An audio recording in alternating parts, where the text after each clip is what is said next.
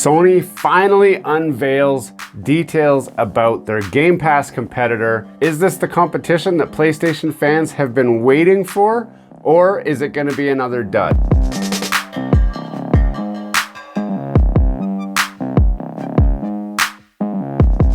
Hello and welcome back to Gears and Tech. A lot of people have already talked all about the new PlayStation Game Pass competitor, but we finally have actual real news direct from Sony, which outlines exactly what this competitor is going to be and exactly what each tier will offer. I want to compare each of those tiers, tell you what they are, and I'm going to give you a little bit of extra details about the backstory behind some of these and what that means for you as a consumer.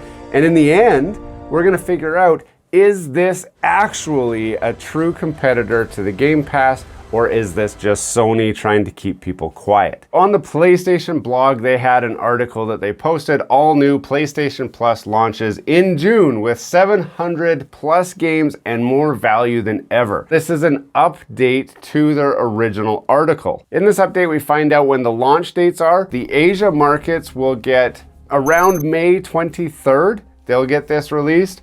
Japan will be June 1st.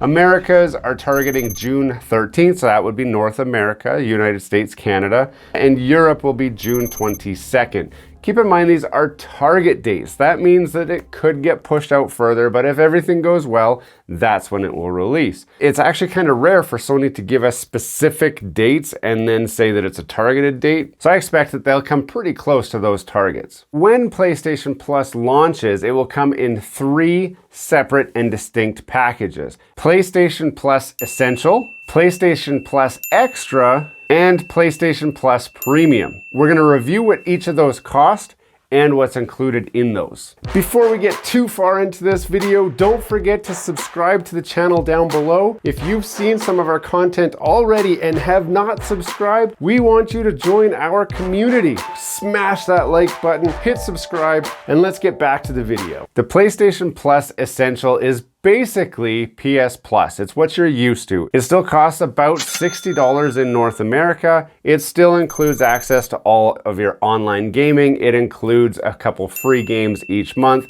and everything that you're used to. It is basically PS Plus. There's no real difference. PlayStation Plus Extra increases to $99. So for $40 extra, you will get all of the benefits of the original PlayStation Plus tier, plus an additional 400 PlayStation 4 and PlayStation 5 games. These games will not be day one games.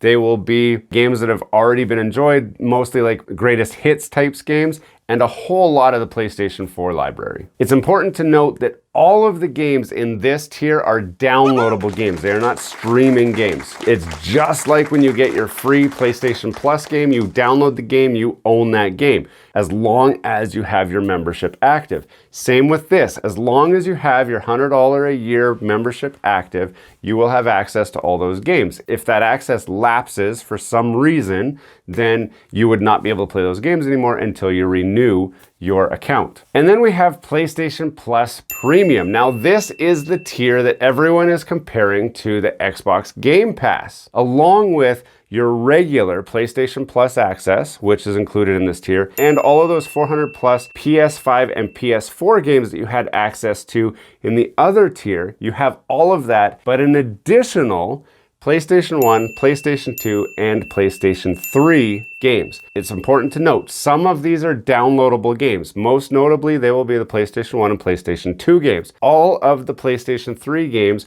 will be streaming PlayStation 3 games, similar to what you've experienced with PS Now in the past. It's important to distinguish that the PlayStation 3 games will be streamed. The reason is they still can't do good PlayStation 3 emulation. It is so much easier to just stream it, and that's evident with how they're approaching this model. There will also be some PlayStation 4 game, PlayStation 1 and 2 games streaming as well. And how exactly they decide which games will stream and which games will download, it's probably a size thing. So the bigger blockbuster type games, most likely you'll have to download. The ones that are small like Worms, Armageddon or something, you could stream that game without any real issues. That'll kind of dictate which games are going to stream and which games are going to download. The cost for PlayStation Plus Premium is $120 a year. Now I want to stress the fact that we're going to compare this tier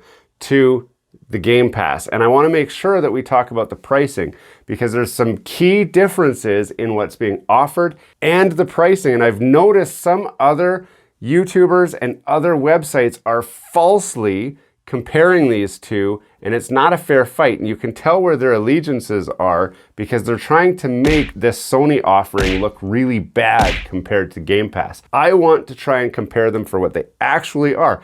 I like Game Pass. I would like for Sony's Game Pass to compete with Game Pass. I guess we should just dive right into comparing the Xbox Game Pass Ultimate to the PlayStation Plus Premium. PlayStation Plus Premium is $120 a year. If you choose to buy it on a monthly basis, it will cost you $18 a month. There's significant savings buying it for the year. Why that's important is because the Game Pass Ultimate is $15 a month or $45 a quarter, but they do not offer an annual pass. You'll be paying $180 a year for Game Pass Ultimate versus the Premium you can get as cheap as $120 a year. Some people are taking just the monthly cost of PlayStation Premium and comparing it to the monthly cost of Xbox Game Pass Ultimate, and obviously Ultimate is cheaper in that respect. Who buys a monthly pass when an annual pass is available? $120 a year is cheap. That's like buying one game plus a box of pizza, and you just do that once and then you have the PlayStation Plus for the entire year. Versus Xbox, you have to skip that box of pizza every single month so that you can pay for your Game Pass. The biggest difference between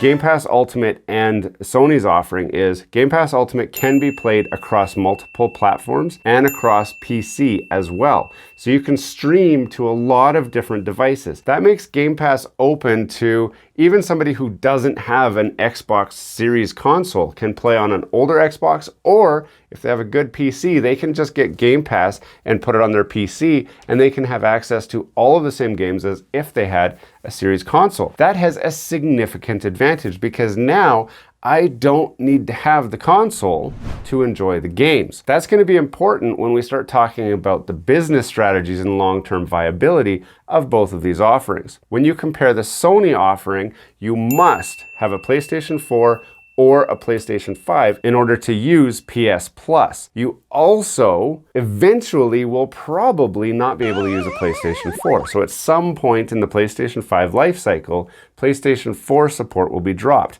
That means that Sony's long-term plan is to always require you to have the latest hardware or have a bit of overlap from the old hardware before you get a chance to buy that new hardware. This becomes a bit of a problem for me because it makes it evident what Sony's plan is. Sony wants to try to add extra value to an existing console sale with an extra tier of service, whereas Microsoft is trying to get away from the hardware market and into the gaming market. Game Pass, and I've touched on this in other videos, Game Pass is ultimately Netflix for video games. That's where they're going with that. Do you need a specific hardware to use Netflix? No, you can use it on your cell phone, you can use it on your smart TV, you can use it on a set-top box, you can use it on your computer, you can use it on your gaming system, you can use it anywhere. That is what Microsoft's goal is for Game Pass, and that's evident in the fact that they let you play their games across multiple platforms, even if you don't have the gaming system. Right now, they're using the gaming system to leapfrog their service, their streaming service into the future. That's going to bridge that gap. And that's why when we talked about Microsoft acquiring Activision, they don't care if it's released on a Sony because that is game sales. That is money for them to further enhance their streaming service. They will ultimately one day leave Sony in their dust if Sony does not figure out how to catch up. Now Sony, trying to catch up, is this PS Plus Premium. Game Pass also includes day one first-party studio releases. When Halo came out, it was available on Game Pass, so you had a choice. You could buy Game Pass for $15, or you could buy the game for $100. Well, it's a no-brainer. Buy Game Pass for $15, and it will take many months before you'll have paid that $100 for the game that you're already enjoying. Plus, you get the additional 700 whatever games are available on Game Pass already. Sony is taking a bit of a different approach. What they are saying is, we want you to be able to try a game before you buy it. A 2-hour full game trial period. Initially, that might sound like, well, whatever, who's gonna go for that? Actually, Sony has upgraded the agreements with all developers, all of them, to say, if you are making a game for the PlayStation 5 gaming system, you must allow a 2-hour trial window. You have to. You have no choice. This is applied to any game that costs more than $34. This is great news for consumers. The other thing is, Sony has actually said, look, we don't even need you to handle it. All we need, we have a separate team set up who will make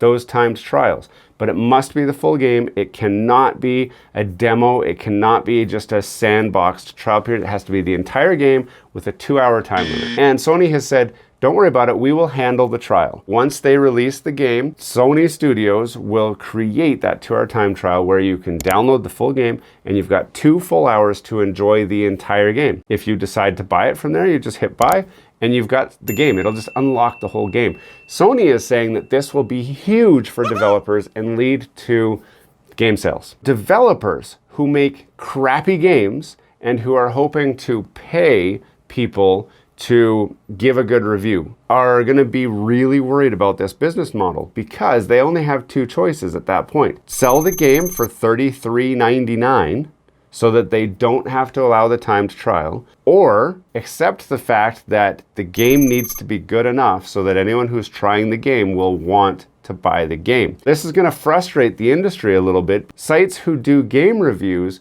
will become a little bit less relevant because you can try the game for free. You don't need to do a game review, or you don't need to watch a game review anymore. It will open up a new industry, and it is very, very consumer friendly. This is a huge win for you and me as consumers. It also allows us to hold game studios a lot more accountable. They have to take a chance. Do I sell it for less and hope more dummies buy it? Or do I sell it for more because I know it's a good game and more people will buy it? That's kind of the model. You'll notice that missing from this model is day one releases.